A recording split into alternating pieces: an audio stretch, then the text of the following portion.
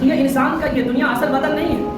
انسان یہاں مثل مسافر زندگی گزار رہا ہے. اللہ رسول نے فرما دیا الدنیا سجن المؤمن وجنۃ للکافر کہ دنیا ایمان والوں کے لیے قید خانہ ہے اور کافروں کے لیے تو جنت ہے. دین کی دولت اللہ صرف اسے دیتا ہے جسے اللہ پسند کرے. اسلام نے کہا کسی سے جلنا نہیں ہے. اسلام نے کہا کسی کو دیکھ کر حسد نہیں کرنا ہے. اسلام نے کہا کہ کسی پڑوسی کو تمہاری ذات سے کوئی تکلیف نہ پہنچے. تمہارا پڑوسی تمہارے زبان سے اور تمہارے ہاتھوں سے وہ محفوظ رہے. جس کی زبان اور جس کا دل اسلام کو صحیح طریقے سے قبول نہ کر لے وہ مسلمان ہو ہی نہیں سکتا.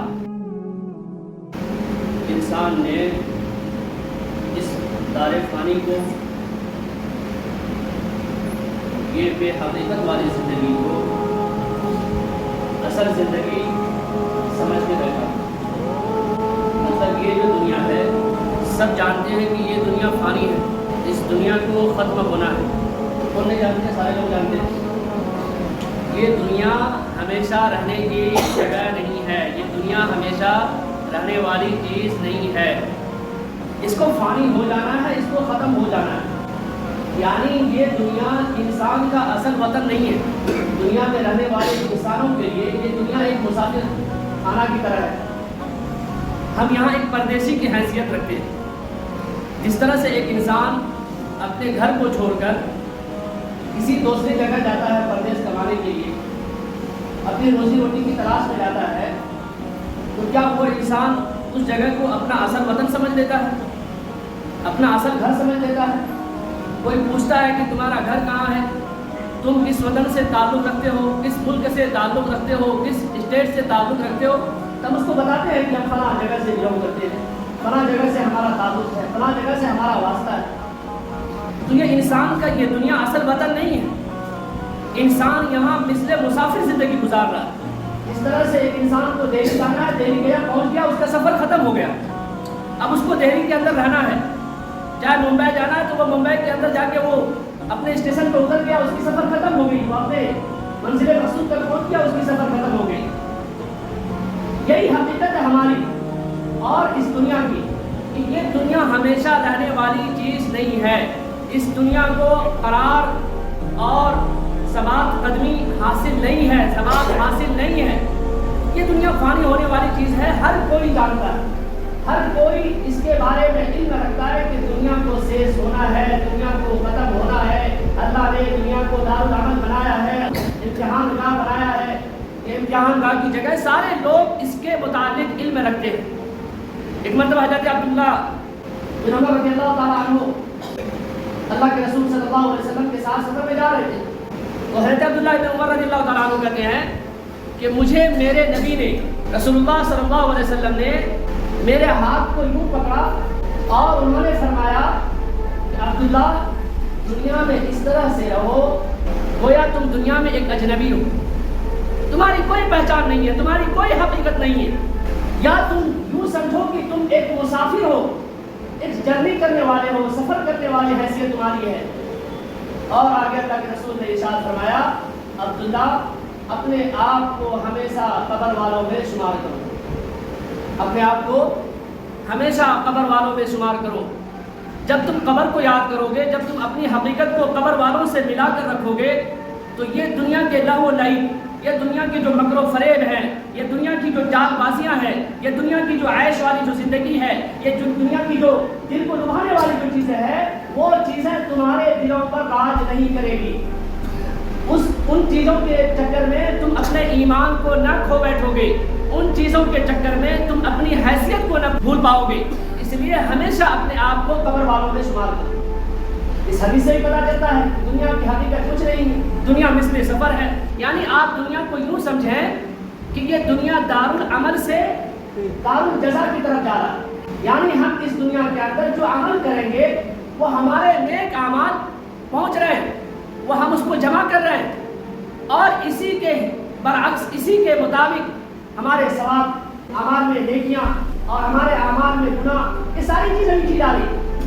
آپ جو دارالعمل میں جو کر رہے ہیں وہ ساری چیزیں نوٹ ہو رہی ہیں. اچھے اعمال کریں گے تو اس کے برعکس اللہ آپ کو جزائے, جو بہترین عمل ہوگا, بہترین آپ کا جو عمل ہوگا جس کو اللہ قبول کرے گا, اس کے مطابق اللہ آپ کے لیے جنت کے اندر بہترین نعمتوں کا انتظام کرے گا. آپ کے لیے جنت کے باغات کھول دیے جائیں گے. اس کی بھی دو کیفیت ہے. یہ دنیا جو لازوال, یہ دنیا جو زوال ہونے والی ہے, یہ دنیا جو ختم ہونے والی ہے، یہ دنیا جو فانی ہونے والی ہے، اس کو قرار حاصل نہیں ہے، اس کے برعکس عالم آخرت وہ لازوال ہے، وہ لا فانی ہے، اس کو ثواب حاصل ہے. تو اس کی دو کیفیت، ایک تو کافر کے لیے، ایک دنیا پرست کے لیے، ایک وہ جو دنیا کا پجاری تھا، ایک وہ جو اللہ کا نافرمان ہو کر اللہ کی نافرمانی کر کے دنیا کو سب کچھ سمجھ بیٹھا تھا، ایک وہ جو اللہ کی نافرمانی کر کے وہ سارے اعمال کیے جس سے اسلامی شریعت نے منع کیا. اسلامی شریعت نے کہا شراب نہیں پینا ہے، اسلام نے کہا جوا نہیں کھیلنا ہے، اسلام نے کہا تاش بازی نہیں کرنی ہے، اسلام نے کہا جناکاری نہیں کرنی ہے، اسلام نے کہا کہ غیبت نہیں کرنا ہے، اسلام نے کہا کہ جھوٹ نہیں بولنا ہے، اسلام نے کہا وعدہ خلافی نہیں کرنا ہے، اسلام نے کہا منافقانہ والی زندگی نہیں گزارنی ہے، اسلام نے کہا کسی سے دشمنی نہیں کرنی ہے، اسلام نے کہا کسی سے جلنا نہیں ہے، اسلام نے کہا کسی کو دیکھ کر حسد نہیں کرنا ہے، اسلام نے کہا کہ کسی پڑوسی کو تمہاری ذات سے کوئی تکلیف نہ پہنچے، تمہارا پڑوسی تمہارے زبان سے اور تمہارے ہاتھوں سے وہ محفوظ رہے. اگر اس کے برعکس تم عمل کر کے جاتے ہو تو پھر ہمارے لیے شدید عذاب ہے، دردناک عذاب ہے. اور جو لوگ یہ ساری چیزوں کو اپنی زندگی میں کرتے ہیں، ان ساری چیزوں کو اپنی زندگی کا عین مقصد بناتے ہیں، تو اس کے لیے بے شمار نعمتیں ہیں، بے شمار اللہ کی طرف سے ان کو اچھے اچھے ملنے والے ایوارڈ ہوں گے، اچھے اچھے گفٹ تو تحفے تحائف ہوں گے بہشت کی شکل میں، جنت کی شکل میں، جہاں آپ کے لیے حوریں ہوں گی، جہاں آپ کے لیے محلات ہوں گے، جہاں آپ کے لیے بے شمار نعمتیں اللہ نے تیار کر رکھا ہے جس نعمتوں کا انسان تصور بھی نہیں کر سکتا. اور وہ نعمتوں کا یہ دنیا مقابلہ بھی، یہ دنیا کی جو نعمتیں ہیں یہ ان نعمتوں کے مقابلے میں بہت ہیچ ہے، بہت کمتر ہے. یہ اس کی کوئی حقیقت نہیں کہ یہ نعمتیں، یہ مال و دولت، یہاں کی آشائش، یہاں کے آرام، یہاں کی عزت والی زندگی اس زندگی کا مقابلہ کر پائے. اسی چیز کو علامہ اقبال مرحوم انہوں نے کہا کہ اے لوگوں، اسی روز و شب میں الجھ کر نہ جانا، اسی روز و شب میں یعنی دن اور رات میں الجھ کر نہ رہ جانا کہ تیرے زمان و مکان اور بھی ہیں. شاعر کہہ رہا ہے کہ یہ جو زندگی ہے، یہ جو رات ہے، یہ جو دن ہے، یہ جو صبح ہے، یہ جو شام ہے، یہ جو دوپہر کی گھڑی ہے، یہ چیزوں کے اندر، ان چیزوں کے اندر آپ کو اپنے آپ کو الجھا مت دینا، اپنے آپ کو اسی چیزوں میں بے بس مت کر لینا، اسی چیزوں میں اپنے آپ کو بیزی نہ ہو جانا، کیونکہ تیرے زمان و مکان تو اور بھی ہیں، کیونکہ تم کو جانا ہے آخرت، یہ دنیا کو چھوڑ جانا ہے. یہاں تم چند دن کی زندگی گزار رہے ہو اور پھر خالی ہاتھ چھوڑ چھاڑ کر مالک حقیقی کی طرف چل جانا ہے. مالک حقیقی سے ہمیں مل جانا ہے، دنیا چھوڑ کر خالی ہاتھ جانا ہے، پھر وہ وائٹ کپڑے پہن لیں گے کفن کی شکل میں اور پھر لوگ ہمیں دفن کر دیں گے. میرے بھائیوں، اللہ کے رسول صلی اللہ علیہ وسلم نے ارشاد فرمایا الکیس من دان نفسہ وعمل لما بعد الموت، کہ اللہ کے رسول نے فرمایا کہ عقل مند کون ہے، عقل مند کی پہچان کیا ہے. جیسے اب دنیا والوں سے پوچھا جائے کہ عقل مند کون ہے تو آپ کہیں گے جو IAS آفیسر ہے، آپ کہیں گے جو بڑا انجینئر ہے، آپ کہیں گے جو MBBS ڈاکٹر ہے، آپ کہیں گے جو کالج اور یونیورسٹیز کے جو بڑے بڑے پروفیسر ہیں، جو لیکچرار ہیں، وہ بڑے عقل مند ہیں. یہ لوگوں کو ہم عقل مند سمجھتے ہیں. رحمت للعالمین جناب محمد رسول اللہ صلی اللہ علیہ وسلم نے ارشاد فرمایا الکیس من دان نفسہ وعمل لما بعد الموت، کہ اے لوگوں، عقل مند یہ لوگ نہیں ہیں، عقل مند تو وہ ہیں جو اس دار العمل میں، اس امتحان میں، یہ فانی ہونے والی دنیا میں جس کو ثواب ہی حاصل ہے، جس کو قرار حاصل نہیں ہے، اس میں آ کر انسان اپنے آپ کو موت کے بعد والی زندگی کے لیے تیاری کرے.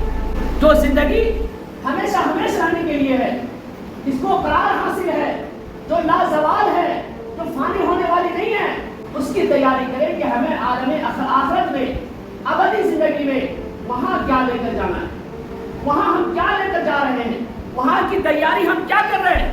اگر وہاں کی تیاری ہو رہی ہے تو پھر ہم عقل مند ہیں، اگر تیاری نہیں ہو رہی ہے تو اے دنیا کے لوگوں، اپنے آپ کو عقل مند سمجھنے والوں، اللہ کے نبی کے مطابق، اللہ کے نبی کے قول کے مطابق تم عقل مند نہیں، کیونکہ یہ 60 سالہ زندگی، 70 سالہ زندگی جس کو تم نے اپنے آپ کو اس کو اصل وطن سمجھ رکھا، اور اصل وطن سمجھنے کے چکر میں جہاں تم کو ہمیشہ ہمیشہ رہنا ہے وہاں کی تم نے کچھ تیاری نہیں کی، وہاں کے لیے تم نے کچھ عمل نہیں کیا، تو پھر بتاؤ ایک انسان سے بھی آپ پوچھو گے کہ آپ کو جہاں ہمیشہ ہمیشہ رہنا ہے آپ وہاں کے لیے کیا کر رہے ہیں.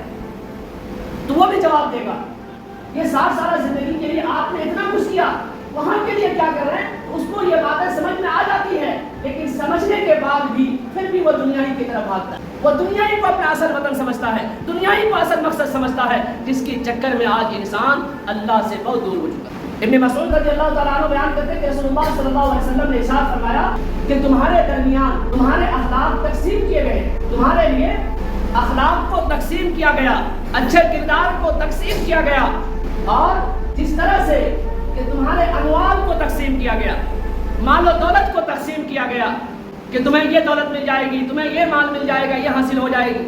اور آگے اللہ کے رسول ارشاد فرماتے ہیں کہ اللہ جو ہے یہ شہنشاہوں کا شہنشاہ جو ہے، مال و دولت، دنیا کی دولت، دنیا کی عیش والی زندگی اللہ جسے چاہتا ہے اسے دے دیتا ہے، جسے چاہتا ہے وہ کافر کو بھی دیتا ہے۔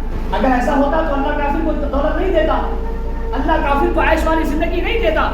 نظام حدیث کے مطابق آپ جب دیکھیں گے تو اللہ کے رسول نے فرمایا الدنیا سجن المؤمن وجنۃ للکافر، کہ یہ دنیا جو ہے ایمان والوں کے لیے ہی تو قید خانہ ہے، جیل والی زندگی ہے، کہ ہمارے اوپر جو اسلامی شریعت عائد ہوئی ہے ہم اس اسلامی شریعت کے عین مطابق اپنی زندگی گزاریں گے، اسلام نے جو کہا ہے اسی کے مطابق ہماری زندگی گزرے گی۔ اگر اس کے برعکس ہماری زندگی گزرتی ہے، ہم شراب بھی پیتے ہیں، دنیا کی تمام خرافات والی چیزیں، تمام گناہوں والی چیزیں اگر ہم کرتے ہیں تو ہمارے میں اور کافروں میں کوئی فرق نہیں۔ اللہ رسول نے فرما دیا الدنیا سجن المؤمن وجنۃ للکافر، کہ دنیا ایمان والوں کے لیے قید خانہ ہے اور کافروں کے لیے تو جنت ہے۔ تو اللہ کافروں کو خوب مال و دولت دیا، خوب عشرت والی زندگی دی، کیونکہ یہ دنیا ہی اس کے لیے جنت ہے، اور آخرت والی زندگی جو ہمیشہ رہنے والی زندگی ہے وہ جنت نہیں ہے، وہ اس کے لیے جہنم ہے۔ وہاں پر ہم عیش کریں گے، وہاں پر ہم عشرت والی زندگی گزاریں گے، وہاں پر ہم آرام و سکون اور آسائش والی زندگی گزاریں گے۔ اس کے برعکس کافر جہنم میں ہوگا، پریشانیوں میں ہوگا، مشکلوں میں ہوگا۔ اب آپ اس کو یوں سمجھیے کہ ہم کافر بھی وہ عمل کر رہے ہیں جس کی اسلام نے اجازت نہیں دی، اور ہم بھی وہ عمل کر رہے ہیں جس کی اسلام نے اجازت نہیں دی، اور اسلام نے یہ بتا دیا، حدیث کے روشنی میں یہ باتیں واضح ہو گئی، یہ پورا کھل کر سامنے آ گیا، یہ باتیں سامنے آ گئی کہ کافر کے لیے دنیا جنت ہے اور مومن کے لیے، ایمان والوں کے لیے جس نے اسلام قبول کیا اس کے لیے قید خانہ ہے۔ اب اگر ہم اسی کی طرح زندگی گزاریں تو کیا یہ ہم یقین رکھتے ہیں کہ ہم آخرت میں جا کر جنت کے مستحق بنیں گے؟ کیا اس بات کو یقین ہے ہمارے؟ اس کا یقین ہے کہ ہم دنیا کو اپنے من چاہا حساب سے زندگی گزاریں، رب چاہی زندگی نہ گزاریں، من چاہی زندگی گزاریں گے تو کیا ہمیں اس بات پر یقین ہے کہ اللہ ہمیں آخرت میں جنت دے گا؟ بالکل نہیں۔ ہمارے حساب و کتاب ہوں گے اور اعمال کے بنا پر ہی اللہ جنت اور جہنم کا فیصلہ کرے گا۔ اللہ کے رسول نے فرمایا کہ اللہ دنیا جسے چاہتا ہے دے دیتا ہے، چاہے اس انسان سے محبت کرے یا محبت نہ کرے، اللہ کو وہ انسان پسندیدہ ہو، اللہ کو وہ انسان محبوب پیارا ہو یا نہ ہو، دنیا جسے چاہتا ہے، دنیا کی دولت جسے اللہ چاہتا ہے اسے دے دیتا ہے۔ اس کے برعکس اللہ کے رسول نے فرمایا دین کی دولت اللہ صرف اسے دیتا ہے جسے اللہ پسند کرے۔ سبحان اللہ۔ دین کی دولت، اسلام کی دولت، اسلامی شریعت کی دولت، اسلامی آئین کی زندگی کی دولت اللہ اسے دیتا ہے جسے اللہ پسند فرمایا۔ اللہ نے ہمیں پسند فرمایا، اللہ کے لیے ہم محبوب بندہ ہے، پسندیدہ بندہ ہے کہ اللہ نے ہمیں دین کی دولت عطا کی۔ میرے بھائیوں، اللہ ہم سے محبت کرنا چاہتا ہے، اللہ ہم سے محبت کر رہا ہے، لیکن ہم اللہ کی محبت کو ٹھکرا کر کے دنیا کی دولت کی طرف جا رہے ہیں، جس دنیا کی دولت کی کوئی حقیقت نہیں۔ اللہ کے رسول نے ارشاد فرمایا کہ اگر دنیا کی حقیقت ایک مچھر کے پر کے برابر بھی ہوتی تو اللہ کافروں کو ایک گھونٹ پانی تک نہ دیتا، ایک گھونٹ پانی تک نہ دیتا۔ مال و دولت تو دور کی بات ہے، عیش کی زندگی تو دور کی بات ہے، اللہ کے نزدیک اس دنیا کی حقیقت ایک مچھر کے پر کے برابر بھی نہیں، جس کو ہم سب کچھ سمجھ بیٹھے۔ اللہ دین کی دولت اسے دیتا ہے جسے اللہ پسند فرماتا ہے، جو اللہ کا محبوب بندہ ہوتا ہے۔ اللہ نے ہمیں پسند فرمایا، اللہ کے ہم محبوب بندہ ہے۔ میرے بھائیوں، اس دین کی دولت کو، اس بڑی دولت کو جو اللہ ہر کسی کو نہیں دیتا، اللہ نے وہ دولت ہمیں دیا ہے، اس دولت کی حفاظت کرو، اس دولت کی قدر کرو. اگر قدر کرو گے تو پھر آخرت کے اندر اچھے انعامات پاؤ گے. اگر قدر نہیں کیے، دنیا ہی کی دولت کو سب کچھ سمجھ کر بیٹھ گئے تو پھر آخرت کے اندر کچھ ملنے والا ہے نہیں، کچھ نہیں ملنے والا. اور اللہ کے رسول نے اور آگے اسی حدیث میں ابن مسعود رضی اللہ تعالیٰ عنہ فرماتے ہیں کہ دیکھو پکا سچا مسلمان وہ ہو ہی نہیں سکتا، کامل مسلمان وہ ہو ہی نہیں سکتا جس کی زبان اور جس کا دل مسلمان نہ ہو جائے، جس کی زبان اور جس کا دل اسلام کو صحیح طریقے سے قبول نہ کر لے، وہ مسلمان ہو ہی نہیں سکتا. اور اسی حدیث میں اور آگے اللہ کے رسول نے فرمایا کہ وہ کامل مومن نہیں ہے، وہ پکا مومن نہیں ہے جس کی شرارت سے، جس کے فتنوں سے، جس کی بدمعاشیوں سے، جس کے چال اور سازشوں سے اس کا پڑوسی محفوظ نہ ہو جائے. میرے بھائیوں غور کرو کہ آج ہمارا پڑوسی کیا محفوظ ہے ہم سے؟ ہماری چال بازیوں سے، ہماری زبانوں سے، ہمارے اخلاق سے، ہمارے کردار سے، ہمارے بیہیو سے، ہمارے کیریکٹر سے کیا ہمارا پڑوسی مطمئن ہے؟ اگر نہیں ہے تو ہم کامل مومن نہیں ہیں. میرے بھائیوں اعمال کے بنا پر ہی اللہ جنت کے اندر جو جنت اور جہنم کا جو خدائی فیصلہ ہوگا وہ اعمال کے مطابق ہی ہوگا.